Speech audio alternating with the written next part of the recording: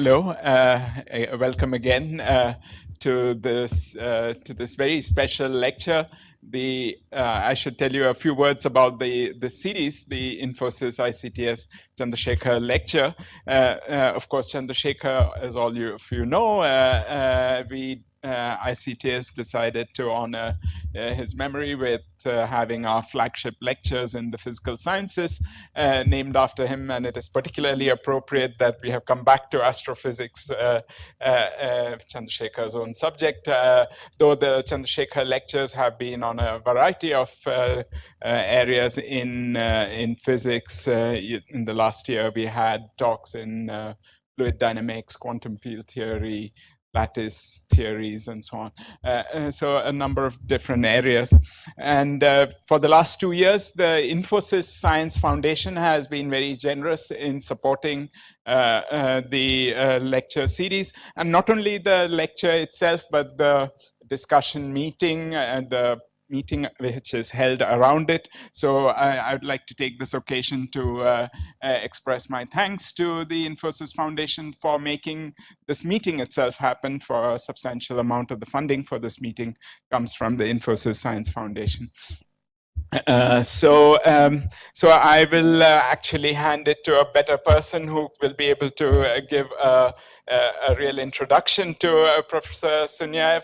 It's none other than our Rishi Khatri, who has had very close professional interactions with the speakers. So over to you, Rishi. Thank you. So it's a great pleasure actually to welcome Rashid Sunyaev here to give this prestigious lecture series.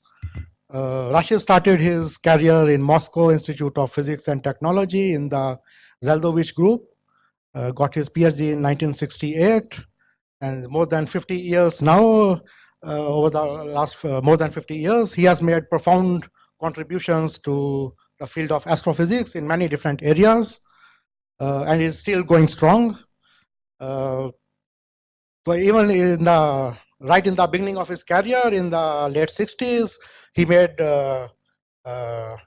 gave deep insights into the physics of the cosmic microwave background. In particular, he was the first to calculate the recombination of the hydrogen in the early universe, which is one of the most important phase transitions, and he predicted the acoustic peaks, which is now actually where most of our cosmological information comes now today, not just in the CMB, but also in the matter power spectrum, in the matter distribution. He predicted the Sunyaev-Zeldovich effect, which bears his name, and this is actually a field in itself. It's actually a big industry, and there are now many telescopes around the world dedicated to just observing the Sunyaev-Zeldovich effect. He also made profound, very deep contributions to the X-ray astrophysics, in particular, how the matter accretion around the black holes, we can observe those by observing, in particular, the X-rays. He gave the theory of disk accretion, which also now bears his name, the Shakura-Sunyaev accretion theory. And that is actually now the standard model of accretion theory in the field. He made also great contributions to the X-ray astronomy, in particular, how you can use X-ray observations to learn about these compact objects. In particular, pointed out many of the spectral features in the X-rays, which are very important now. All of these contributions have actually been recognized, and he has a very long list of awards. In fact, there are very few awards that he has not won yet, and he probably will win them all in the next few years. And then the introduction will be very short. We can just say he has won every award, every prestigious international award that can be given to a astrophysicist. Just let me maybe list a few of them. So he got the gold medal of Royal Astronomical Society, Catherine Bruce Gold Medal, Gruber Cosmology Prize, Crawford Prize in Astronomy, Carl Schwarzschild Medal, Kyoto Prize, Benjamin Franklin Medal in Physics, Einstein Professor of Chinese Academy of Sciences, Yakov Zeldovich Gold Medal of Russian Academy of Sciences, and recently State Prize of Russia for Science and Technology. And just let me end by saying that he is still going strong, and he's leading actually the Russian effort for a new X-ray mission, which is the Russian-German collaboration, and is leading the Russian team in this next generation X-ray mission, which will map the whole sky and actually will do cosmology with X-rays. And we will hear about all of this and more in his lectures. I hope I have not missed any important point. But I think with this, I will stop because you have come here to not listen to me, but to Rashid. And I will hand it over to Rashid, please. I'd like to welcome Professor Sunyaev and also our founder director Spencer to hand over a memento on behalf of ICTS.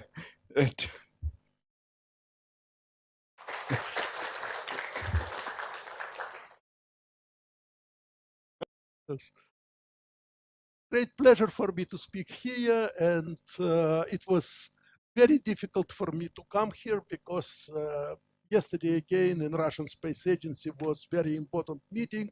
It shifted launch of the spacecraft about which I will be speaking today. Maybe half of my lecture will be about that spacecraft and scientific goals. Yesterday it was launch was postponed for additional 2 months. And people in the night here, I was reading these emails at 5 in the morning. Here, people were writing, if you will be there, they will launch half a month earlier. There will be delay, but not 2 months, but only 1.5. I think that we will survive these 2 weeks. And I'm very proud to be here, and 2 names are very important for me. First name is name of Professor Chandrasekhar. I was very young in the end of 60s when Chandrasekhar visited Moscow together with John Archibald Wheeler. And then Zeldovich organized meeting with them. I was in the Institute of Applied Mathematics, which was doing a lot of computations for, how to say, special agencies, and therefore it was closed for foreigners. Therefore, we were in the building of Sternberg Astronomical Institute in Moscow University, and there were enormous amount of people because Zeldovich was rather unhappy. He told, if it will be in the applied mathematics, not more 3 people will be permitted to enter. And here maybe several hundred people came just to see who is Chandrasekhar, and they were discussing because we heard a lot about him. But this was first time when we see how he behaved and how nice, you know, everything what he did was, he was a real gentleman. You saw this immediately.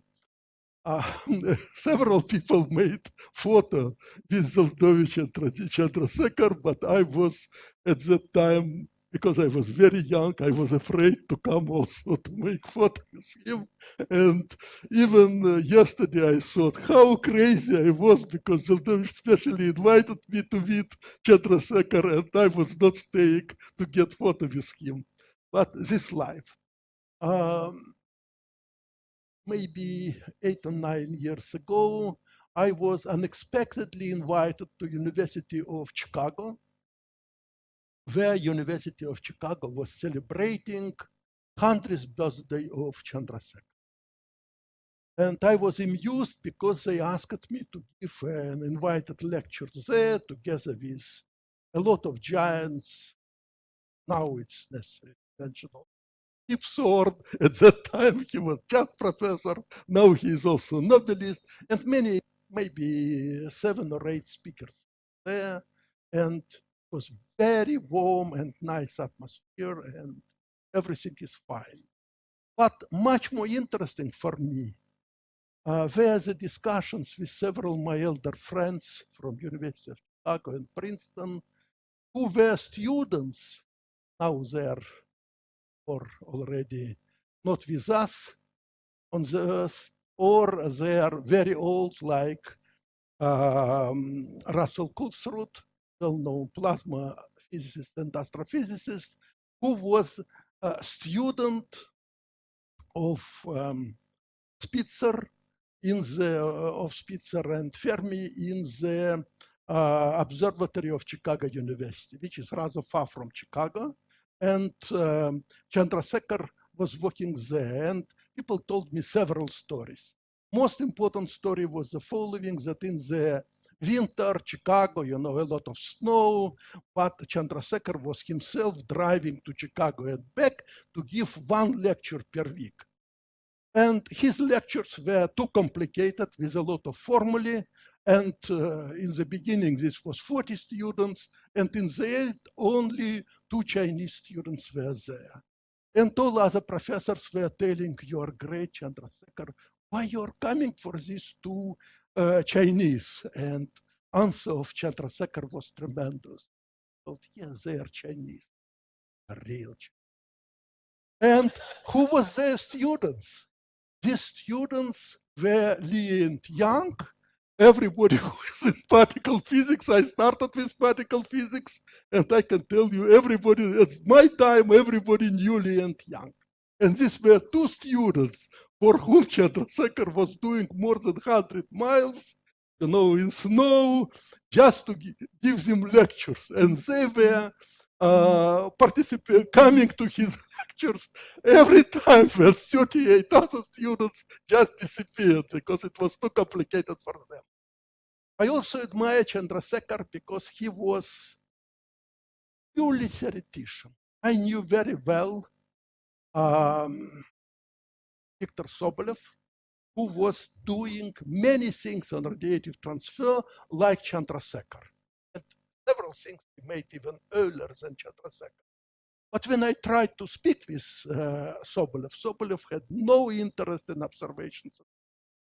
But Chandrasekhar, it is enormous, during 2 or 3 tenths of years, was editing key astrophysical journal in the world, Astrophysical Journal, and he was reading every paper, and majority of papers he was not sending for refereeing, everything himself. He was enormously well organized. And I asked people, my colleagues, how it was possible for him, because 80% of papers were experimental and not theoretical. They told me, this was Chandra. It's enough.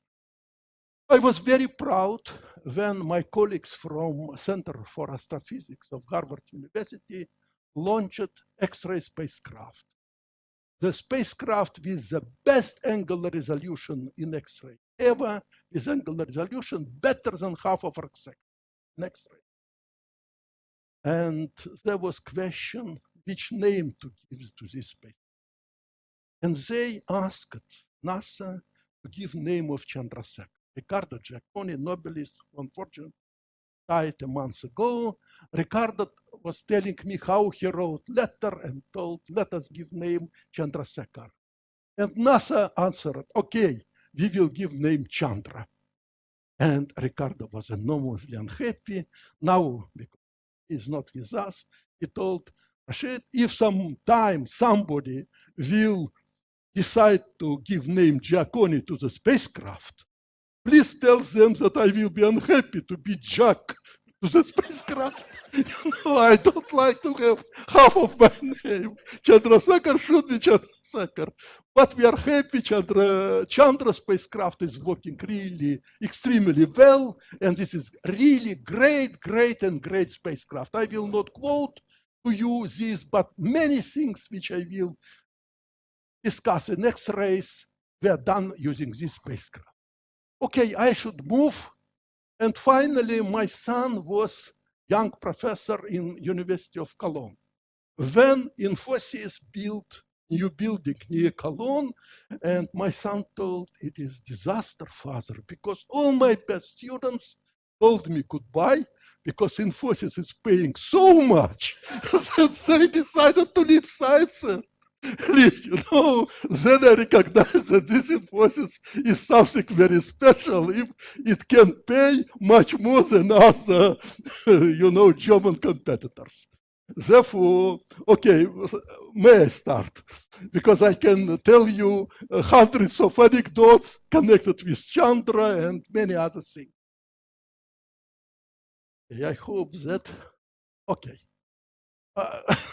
In the beginning, I will tell you about what I wish to tell you today, and it's my impression that I will be able to finish only maybe one half of my, but I have additional 2 lectures, therefore it is not very bad.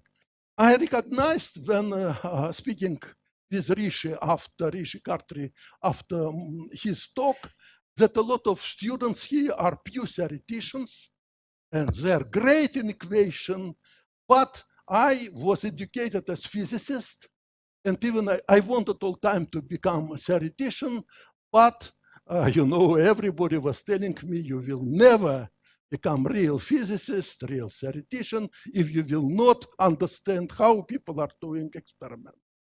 And I'm very grateful to people in the Institute of Theoretical and Experimental Physics in Moscow, where I was, how to say, I was doing my master in elementary particles. And they taught me a lot to the normal physical processes, and they told me that I should understand physical process and only then do theory. And therefore, I will tell to these students who are knowing all equations, what are the real physics behind many of these equations or well-known words. First is the following. Before, when I came to astrophysics, there was only one theoretical way to detect the hot rarefied plasma clouds in our universe. There was no X-ray astronomy, just no. I remember first flight of the rockets and so how Riccardo Giacconi got for these flights Nobel Prize, because it was impossible to convince NASA to get a rocket for X-ray astronomy. But finally, he understood that they are interested in the moon. And he went to them and told, maybe moon is radiating in X-rays. He didn't believe this. But give me rocket, I will measure how much it. And he got rocket. And he launched this rocket, and he discovered 2 great things. One thing was uniform X-ray background. Whole sky was shining in X-ray. And second, he discovered X-ray lamp on the sky. Up to now, this is the brightest X-ray source, Scorpio X1. It is 25 times brighter than the next bright source. So bright it was, and detector of Ricardo in 15-second flight of the rocket, you know, just sounding rocket, he was able to detect only this source, but we know that on the track of the rocket, today we see thousands. So much our sensitivity increased during that time. And most important mechanism to produce X-rays in the hot plasma is the scattering of electron on proton. Just Maxwellian electron is moving, and due to different charge, its trajectory is changing, it has acceleration, and because it has acceleration, it radiates. Everybody knows this. This is normal dipole radiation, and this is Bremsstrahlung in German, but this free emission. And we have thermal, everybody knows this, thermal emission of this hot plasma. And it's observed today from hundreds of clusters of galaxies, and we know from these experiments the temperature of these clusters of galaxies is from few million Kelvin up to 100 million Kelvin. Some of them are very, very hot. There are objects on the sky, and this is great. And we know that this is free emission. We know that spectrum is Maxwellian electrons because it is thermal, exponential. This is great. And this all what people knew when I came as a student. And I'm very glad that having great mentor, it was possible to propose second method, which at that time nobody thought is in principle possible. And this method is based on existence of highly isotropic and enormously bright cosmic microwave background radiation, which has excellent Planckian spectrum. except effects about which I will tell. Nowhere on the sky we see the deviation of spectrum from Planckian, from black body. And it was discovered in 1965, and I came to Zeldovich half a year before it was discovered, or before rumors about this discovery arrived to Moscow. At that time, everything was very, very slow. It was in 1965. And this method is based on the specific spectral distortion of CMB spectrum due to trivial Thomson scattering of the CMB photons on the hot electrons and diminution of the brightness of CMB in the direction toward plasma clouds filled by hot electrons.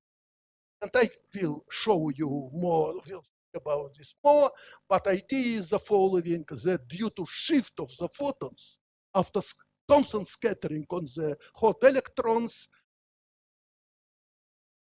rich electrons give the energy to photons.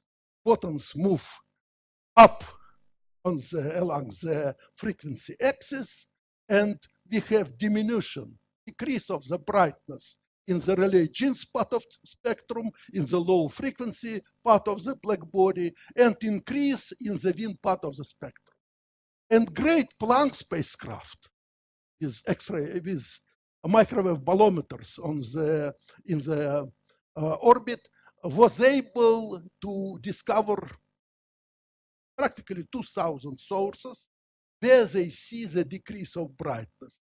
Here, effect is 3 in every point. Here, the decrease of brightness is more than 30 standard deviations, 30 sigma. Altogether, this diminution is 900 sigma. This is enormous what Planck did. I will speak about this, and I will start a little with theory and observations of this physical process. But before, I should tell you about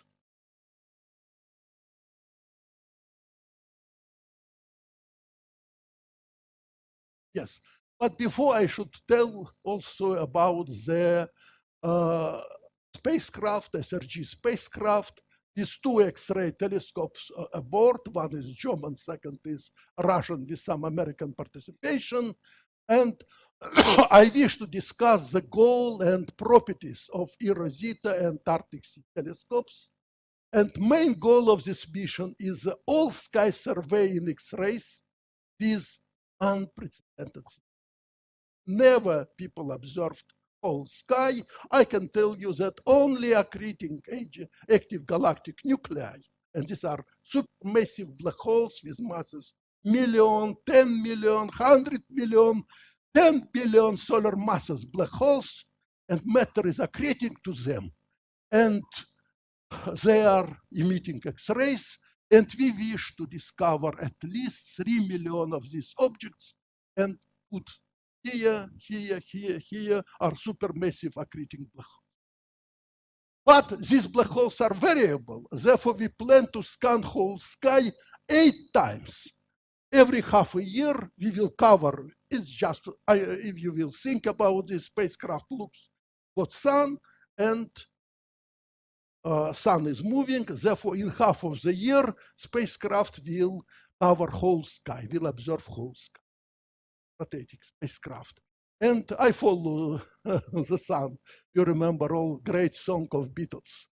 And this is why we need 8 times. First, it will be 8 times higher sensitivity because there will be practically no background for this spacecraft. Therefore, everything will be linear. And second, what is important, that we will see variability of the sources, because every half a year we will observe, and this is tremendously important for us because we will detect, we hope, up to 1,000 tidal disruption event.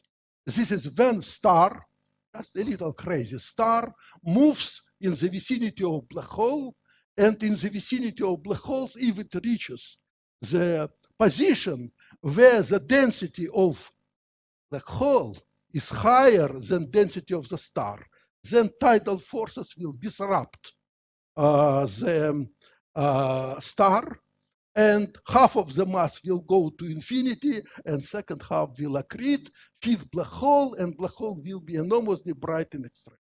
We hope to discover thousands of such objects. This is a picture of accretion disk, and this disk is rotating. Here, velocity is half of velocity of light, and this is jet. You see, everybody knows. And we plan to detect 3 million of these objects. This will be unbelievable sample if we succeed. If, you know, Russian rocket will work, if Russian booster will work, if we will reach Lagrangian point, if spacecraft will work, and if our radio dishes will observe our spacecraft every day and dump data every day during 7 years, you know, there are so many if that I'm very afraid. And second thing are these clusters of galaxies filled by a lot of how to say, hot gas. This is the second thing, and we dream to discover 10 in power 5 massive clusters of galaxies. And this is 10 in power 5 clusters of galaxies. These are all clusters of galaxies in observable universe. Yes, I have no time to speak about all sources which are of interest for us for this spacecraft, but we need huge sample of sources. Why you need 3 million black holes? Because to use them for cosmology. And then it is possible to get very high precision, to see how everything is growing and so on. Let us go further. Yes, and then if there are two methods, most important is that I started that there was well-known X-ray method to detect clusters of galaxies. Rosat, these blue points. These clusters of galaxies were detected, and few here, using X-ray astronomy. Best spacecraft till now, Rosat, German spacecraft, and this is all what they were able to detect. But using microwave emission, what I told you about this frequency shift, this red is a Planck. This is practically 1,500 objects here, and these objects, up to redshift 1.75, were detected using SPT and Z only on 2,500 degrees. This is South Pole telescope. You all heard about the ice cube experiment just on the pole. It is just 500 meters away from South Pole telescope. And this South Pole telescope is a great thing. It belongs to the University of Chicago and is working fantastically. And I can tell you that for after we made with Zeldovich theory how to observe these objects, this hot plasma, using this theory, for 40 years, nobody was able to detect. Then people started to detect these objects in a few brightest, well-known clusters of galaxies on level of few sigma. And John Karlstrom and his team, they found objects which nobody before was able to see. And at very high redshifts, because effect which I am describing doesn't depend on the redshift. It's only effect in astronomy which doesn't depend on the redshift, on the distance of the object. And you see this much more than anything else. I will show now the prediction, and it's really tough competition between X-ray astronomy and ground-based microwave astronomy, microwave telescope. And it's very impressive how work of several thousand people at least and general progress of technology changes the situation. But these are thousands of people. And therefore, I think that theorists are rather lucky people. They can write papers themselves, and thousands of people are working 30 years before they are detecting something. Let's go further. Everything started with papers of George Gamow, who left Russia, and Stalin was very unhappy with him and many other people, and spent bulk of his life in America. And when he was in Moscow, in St. Petersburg, in the 30s, just to make money, time was very difficult in Russia, he was teaching cavalry officers giving them lessons of mathematics.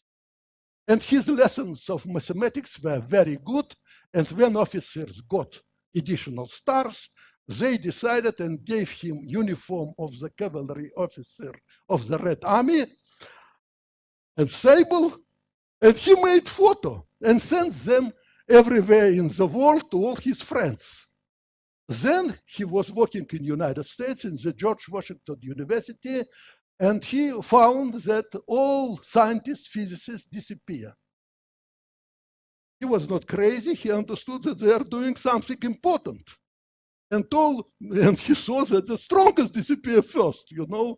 It was obviously they were participating in Manhattan problem, but nobody was telling him. After the war, he asked his friends, and Oppenheimer was his friend and so on. He asked, what is the reason? And they told how it is possible to invite the Manhattan person with the uniform of Russian cavalry and with sable, you know. Yes, this was how he paid. But he was able to walk, and in 49, he published a paper which was enormous, because he just asked, why our universe? Why our universe? Everybody knew already Friedman equations, that our universe is expanding. Hubble discovered this, everybody knew. And people didn't know only what were other parameters. And he told, let us assume that universe was hot, because if it is hot, then we can produce our chemical elements up to uranium. He was a theoretician, and he didn't know what are the cross-sections. And this is impossible to make step in rarefied gas from helium to carbon. Oil then demonstrated how it is possible.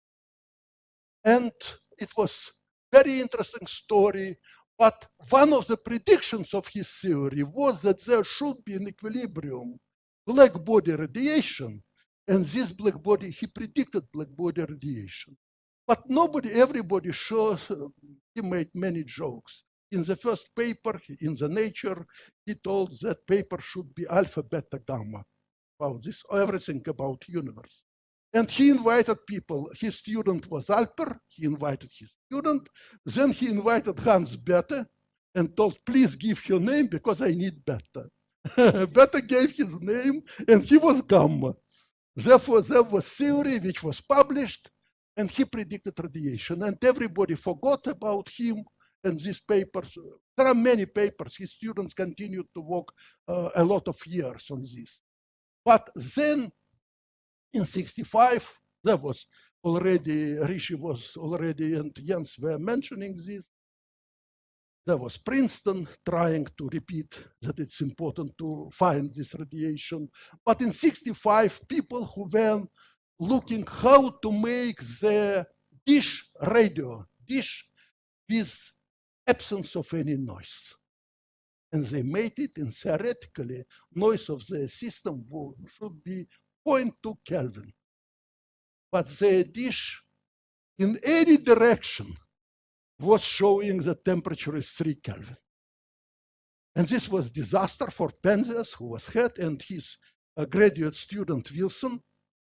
I know Wilson rather well, and he told me details.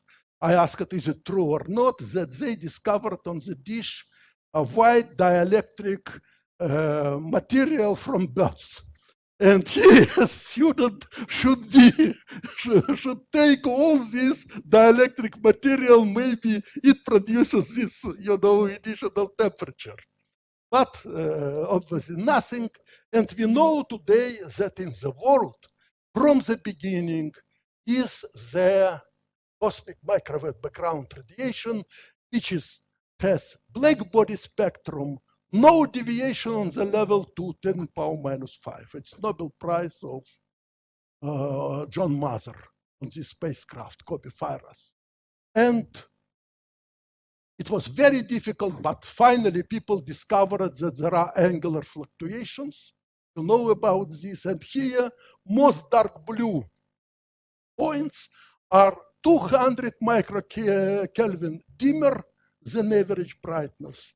And it's not red, unfortunately, on my computer, but the red are 200 microK brighter. And this is all what we see on the sky. Everything is very, very uniform. Average temperature, very good. And in every cubic centimeter of the universe, there are 412 photons everywhere of this black body radiation. And density of electrons is only 3 times 10 power minus 7 per centimeter cube, and ratio of baryons to, of photons to baryons is 10 power 9. We are living in radiation-dominated universe. It's experimental fact. Yes. In 65, I told you that I was studying theoretical physics, and I wanted to become theorist and theory of fields. And at some moment, people told me that Zeldovich himself returned to Moscow and is looking for people who wishes to theory. And I became very happy. I went, not knowing who is Zeldovich, if he needs theoretical people, and taking them to him. I went to him, and he asked me to solve 2 very simple problems after. And I told him, okay. And he gave me a problem about neutron stars, which I solved in 2 weeks. I came, he became very happy, and he told, okay, I'm taking you to walk. But I hadn't permission to live in Moscow, very complicated at that time. And I hadn't even master's. I was student. And he told me that he is not working himself with masters. I told, yes, you gave me problem, I solved problem. Why you are not taking me? And he told me, okay, I will try. But if after half a year, I will tell you goodbye if you will not solve something.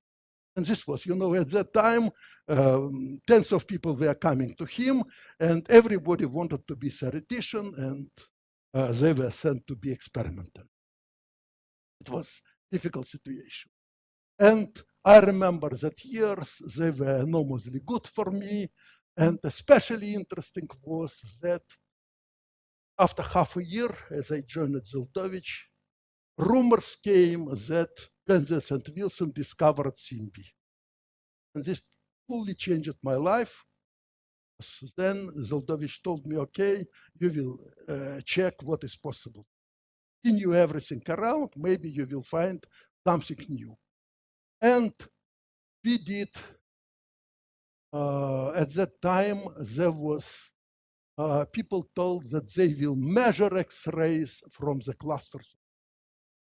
And that there is a hot plasma because gravitational potential of clusters of galaxies is huge. And therefore, Zeldovich told me, look, is it possible using CMB to discover what these clusters are?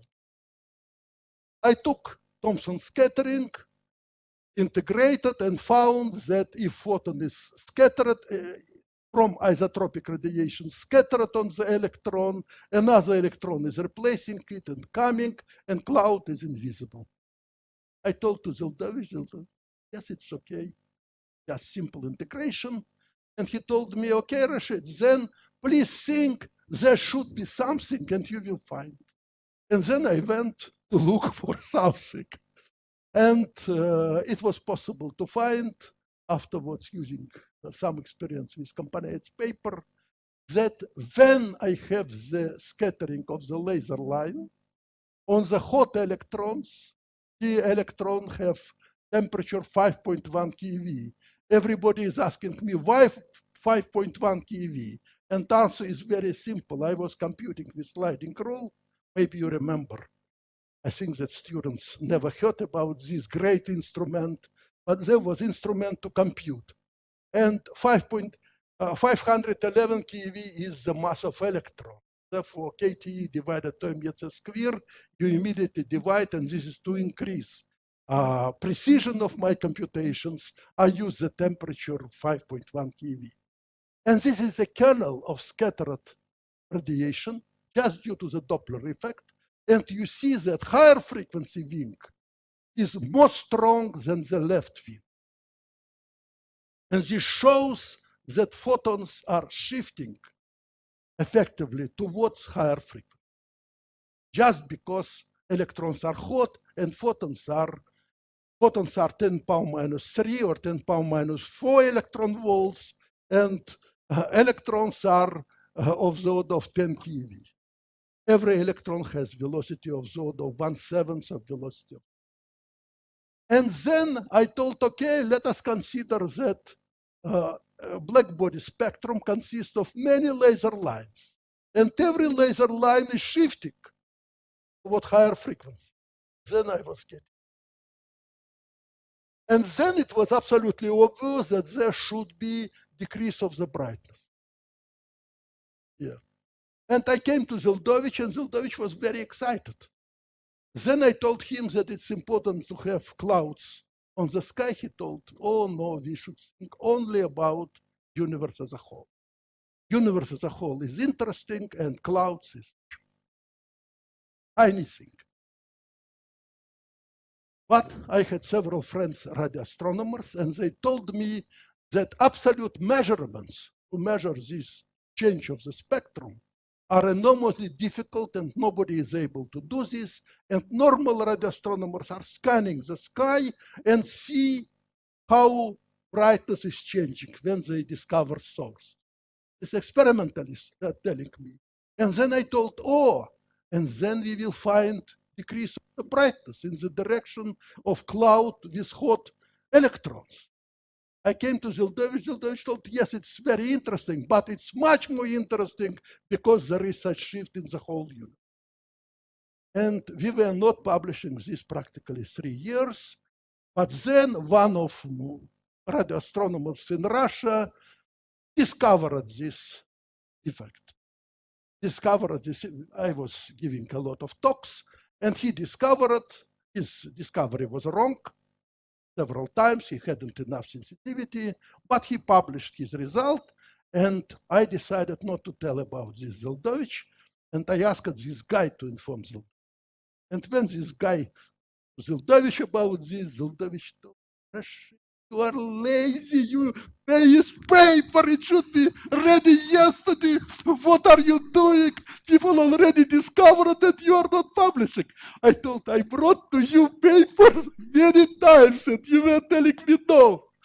But now he told, he told me every small discovery is important, even about tiny cluster of galaxies. Then he started to be very interested in clusters of galaxies after that. This was, the name of this person is Parisky. I am grateful to him till now, because with this wrong result, he helped me enormously. After that, people in Britain, in the United States, were trying to do this. Nobody was able because sensitivity was not enough. But he helped very strongly. Yes. I told you about this increase of the temperature. And it's very simple because Doppler after, okay, my difficulty was initially the following. I was a theoretical person, and when I was reading Landau and Lifshitz theory of fields, I thought that everything is absolutely correct. And if you will read a short chapter about Thomson scattering in Landau and Lifshitz theory and fields, it's written there that there is a wave, plane wave, it is interacting with electron, and electron re-radiates radiation, just normally, exactly on the same frequency, and Thomson scattering is not changing frequency. Not changing frequency. And I believed very long this thing, but then I was reading several experimental papers, and every due to motion of atoms, people knew that there is a Doppler broadening of the lines. And I started to think, you are scattering on the electron, and electron is moving. Its frequency is the same as of the falling photon, but due to Doppler, it should be broadened. And this is the broadening, AT divided 2 meters squared. And then it's possible to compute second order Doppler, and it's 4 kT divided 2 meters. There is recoil and so on. This was very important, and if due to this second order Doppler, this wing is stronger than this, just 4 kT divided 2 meters. And this is 1/100th. Therefore, you have 4/100th shift, R1 scatter. This is main idea. Oh, and sorry. Yes, and what was the prediction? There was Comptonization equation. I will speak the next lecture a lot about it. This was simple formula which we obtained with Zeldovich. When frequency of energy of photons is much less than energy of electrons. This is the change of the spectrum. And this is the exact spectrum which we are getting. But I told you that the best is to see how the background changes when you are scanning the cluster of galaxies. And I found very important frequency where we are crossing. This is 217 gigahertz frequency. Here, at higher frequency, source should be brighter, and at lower frequency, source should be weaker. And when Planck spacecraft was launched, Jean-Luc Puget asked me, could you tell us which filters is the best to take so that we will discover this effect? And I computed, told him, he told, no, Rashid, you should take also into account what is possible to do. Finally, this was the frequency bands which Planck chose, and this was the cross of these two curves where we have zero effect. Here is positive, here negative, and this is the theoretical curve, what we will observe on the sky. And I told you, first cluster which they detected immediately showed all of this. And then they discovered more than 1,000 objects on the sky where spectra were identical, and people also were amused. You see here, X is h nu divided to KTR, to the temperature of radiation. If you consider this exactly, expand, you will find that there is no dependence on frequency. Just no dependence. You will find, on redshift, that for any redshift, similar cluster will produce you the same effect if it has similar amount of electrons. And this was enormously difficult to explain. People, I remember, I always, how to say, I am becoming, my blood is freezing when I remember a seminar in the Lebedev Physical Institute, where I was invited to give talk. I was, again, very young, and Zeldovich was unable to come on time because he had meeting with dentists. And you know, dentist is much more important than seminar of your student. And I was already graduate student at that time.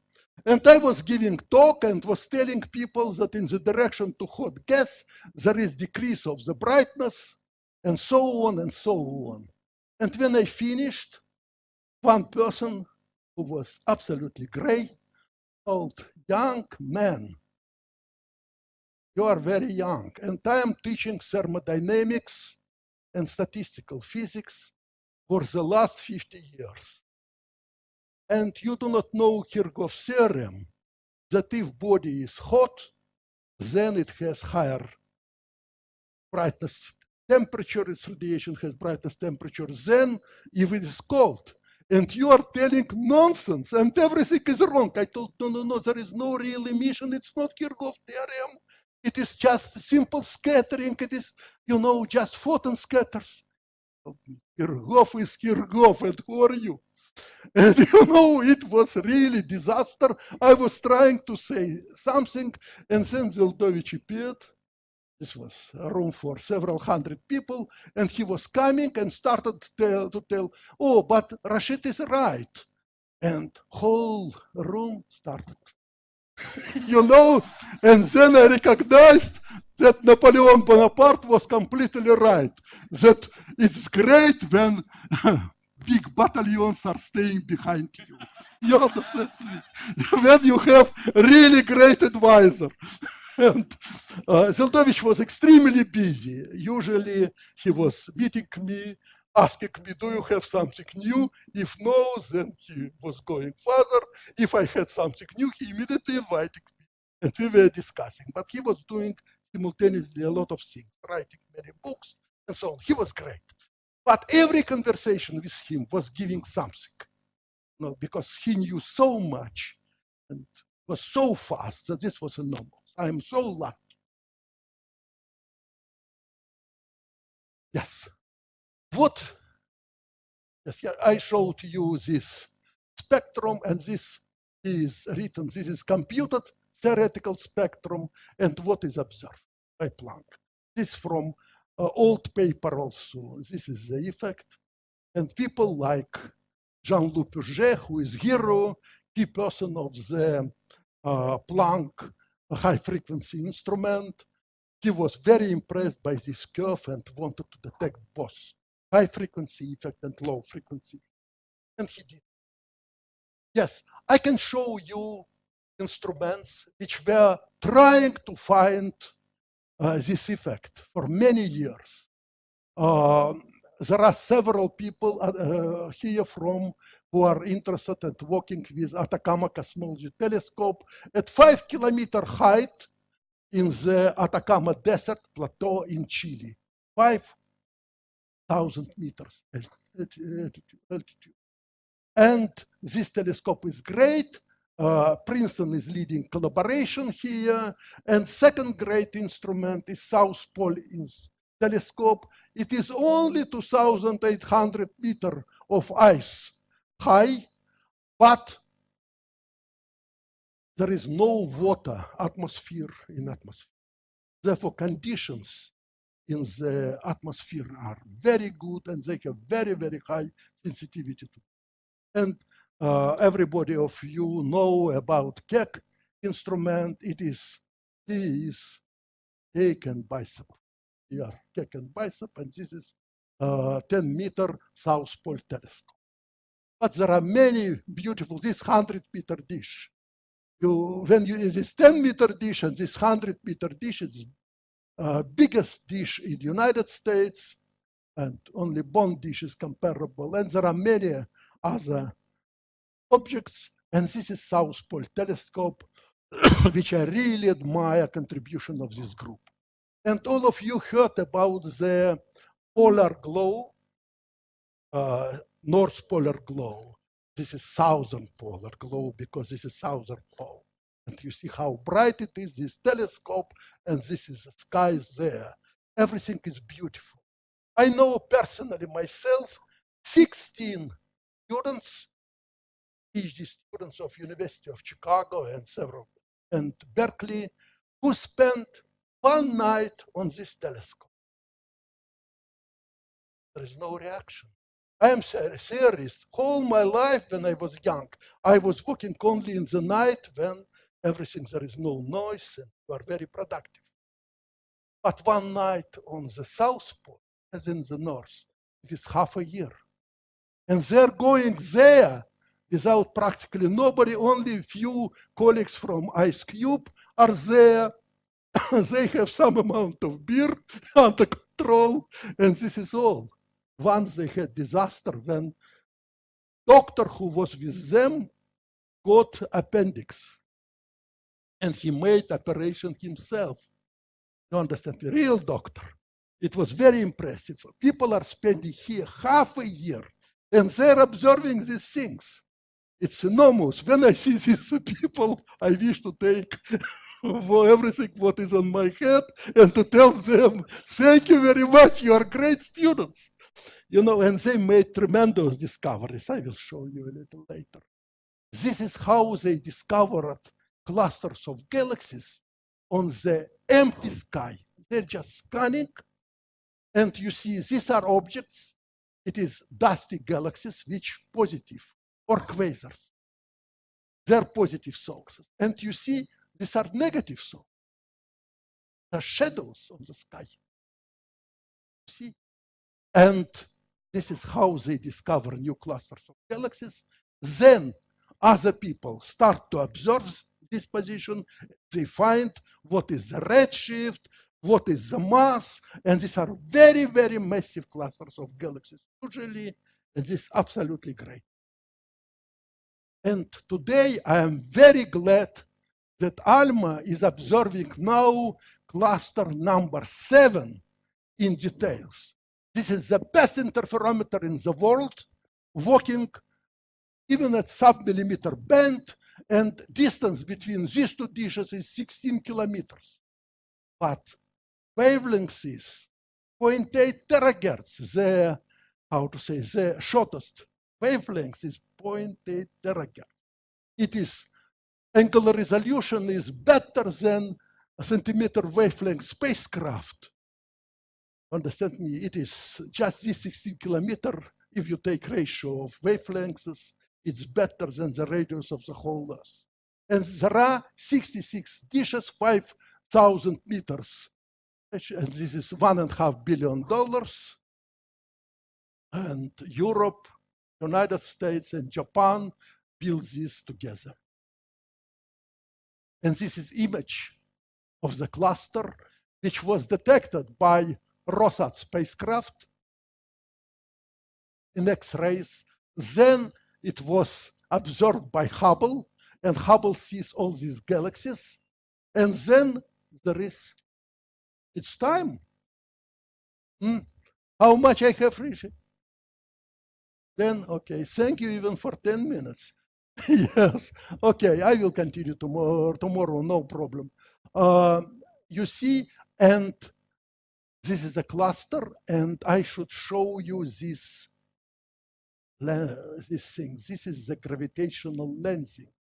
This is the image of the galaxy, which is far behind cluster of galaxy.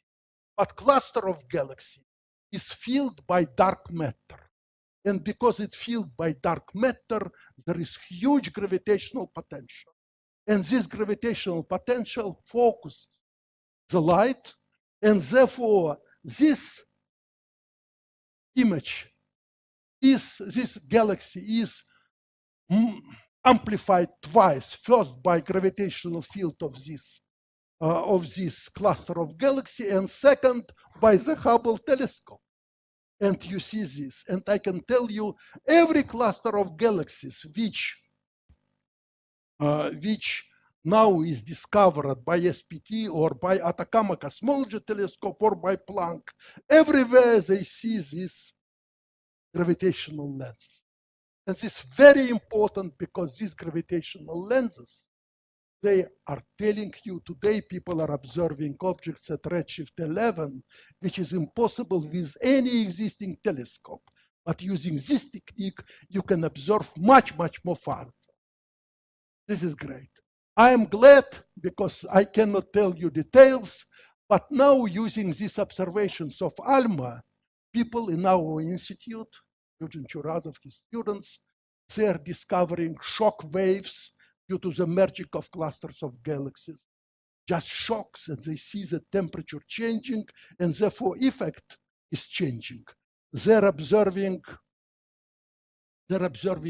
giant holes filled by cosmic rays. And because there is cosmic rays, there is no scattering on the thermal plasma, and you see effect is much smaller.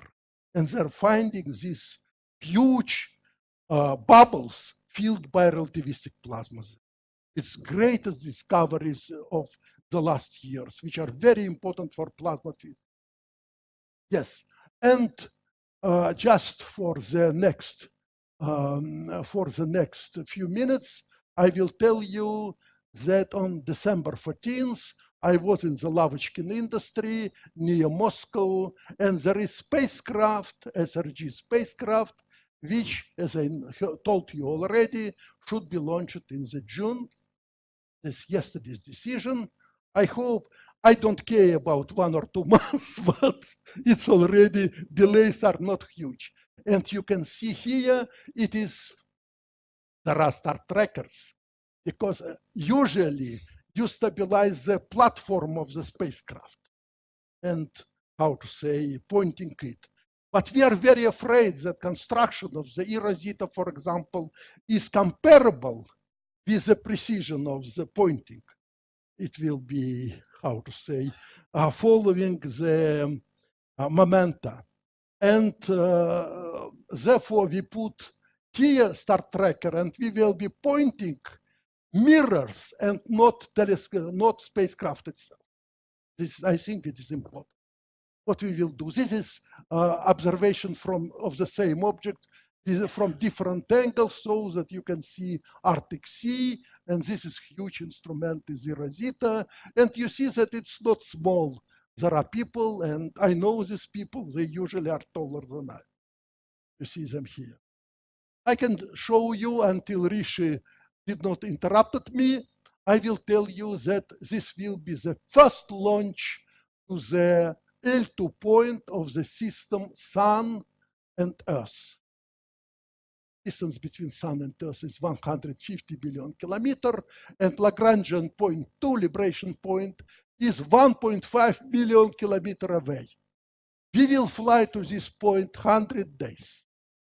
Just to reach it, we need 100 days. Now, this is the best point for all astronomical spacecraft.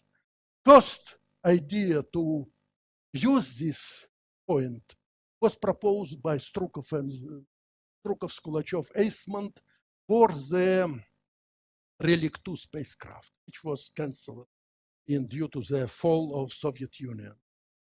But they published paper, preprint and papers. And I was in United States, they gave me several preprints, and I asked Wilkinson, you know WMAP? Wilkinson was the leader of WMAP. And I asked Wilkinson, why, David, you are not flying to that point? It is much better because you can orient so that sun will be always from one side, and then there will be much simpler thermal problems. You have good passive cooling. And Wilkinson told me, Rashid, situation is extremely difficult, but if you will tell to Alan Banner that Russians wish to fly to that point, maybe he will help. I told to Alan Banner, and after 3 months, I discovered that WMAP is reoriented to that point and will go to L2. And I thought, but Wilkinson died very soon after the launch. But nobody else ever mentioned that Strukov and Skulachov, that initial idea to use this point belongs to people who were unable to launch the device which was ready, unfortunately. Yes, we will fly 3 months, then 4 years, I told already, we will be in the scanning mode. We will scan and 6 rotations per day. We will make, therefore, there will be strip, and on this strip, every source will be observed 6 times a day. We will see variability, rapid variability there, plus during scan, we will see also the pulsar. And what is important that we will make 8 all-sky surveys, therefore it will be 8 images of every AGN in the world, therefore you will see the variability. And after that, 3 years, if we will be really lucky, we are doing so in Russia, then follow-up pointed observations of the selection objects which we discover. This will be, and last slide which I wish to show to this eRosita, I will repeat. I just show you these are X-ray mirrors. 56 shells, and this is paraboloid, hyperboloid, and two scatterings. One scattering of X-ray, grazing incidence with angle which is less than half a degree. You will scatter once, then you scatter second on hyperboloid, and then you can construct image. This was done by one German physicist before the World War II, but then Riccardo Giacconi told, oh, it is possible to use as a telescope, and he constructed a telescope, and now everybody is doing. There will be 7 telescopes. Therefore, it will be great. And this is the flight unit. You see 7 telescopes with magnets here, which will redirect charged particles from the detector, not permit charged particles to fall to the detector. This was key disaster for Chandra. Okay, I think that 10 minutes gone. Is it correct? Yes, therefore many, many thanks. I think this is a little more than half of my talk, but I have 2 talks more. I will finish tomorrow. Okay, thank you, and if you have questions, please.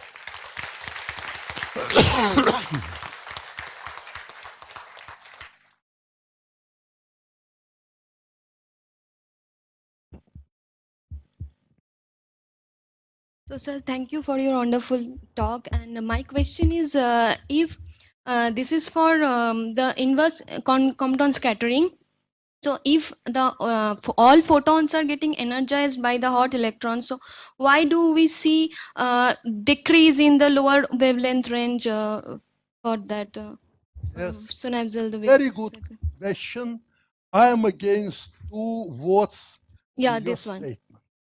First, it is not Compton scattering, it is Thomson scattering. Okay.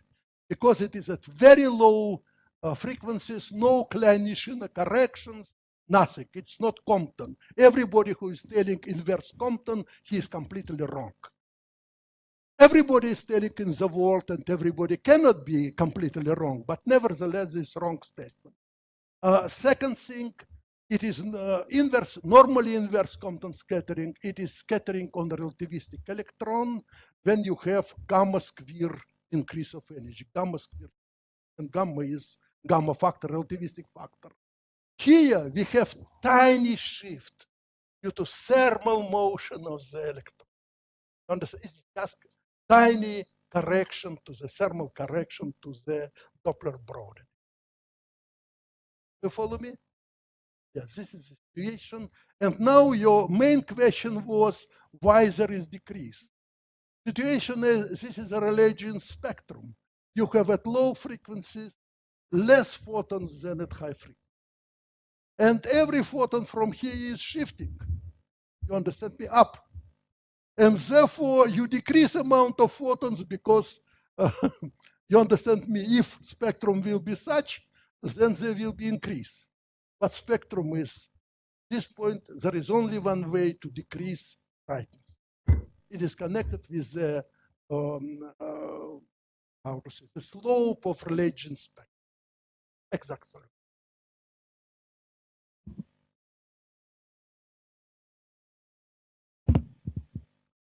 I think I was long. Okay. People tired already. Yes. In any case, many thanks for inviting me, and I was happy. Yes, now heavy artillery is asking to tell what's. So one of the most exciting results is to actually, as you know, not competition between Yes. X-ray and SZ, synergy. but actually the synergy and with the optical Yes. data, which is an extremely rich subject. One of the issues when I was looking into eRosita is that the more distant clusters won't necessarily get that many photons. Maybe because of the longevity of the satellite, maybe those initial estimates were wrong. So maybe you could make a comment about the level at which one has to worry about, you know, discrete numbers of photons in the X-rays. I will show you tomorrow. I will show you tomorrow the reasons that I did exactly the same, how to say, prediction as you are telling me now. In reality, situation is much better because distant clusters of galaxies are formed at high redshift at more dense environment. Kaiser was first who mentioned this. If you have higher density, then, you know, rho 500 or R500 is different than in our vicinity. In our vicinity, plasma is 1 plus z cube less dense. And this increases, makes distant clusters of galaxies significantly brighter. I will show you tomorrow the pictures which we computed with Churazov and Ikhlinin, you know, both of them, and it shows that the situation is not so dramatic. There it is. This is 3G for the South Pole telescope. Sorry. Oh, it's enormous. You see the sensitivity curve of eRosita. And this is for the South Pole. And South Pole at high redshift, much more sensitive. And it is not sensitive at all up to redshift 0.7. eRosita up to redshift 0.7 will be much better than 3G and even 4G. And differences only in the silk damping, because angular dimension of clusters of galaxies starting from redshift 0.4, 0.5 is 1 arc-minute, exactly what a South Pole and Atacama cosmology telescope have. But when they go to the 1 degree or 10 arc-minutes, they're losing because primordial fluctuations are much more strong. Therefore, you cannot compete here. eRosita is much better. But when you go to higher redshift, clusters are compact and you are winning because there is silk damping. The sensitivity is of eRosita. It's very good sensitivity. You can detect. These are minimal. This is mass of the cluster of galaxy, mass 500, center of path. And you see, it is, you go here up to masses of those a few times 10 to the power 13. But 10 to the power 14.